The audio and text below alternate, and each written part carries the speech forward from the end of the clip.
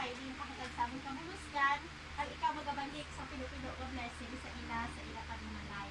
Thank you with Lord God, kaya ginabalik namin sa imong himaya kadungganan, in Jesus' name, Amen. Happy birthday!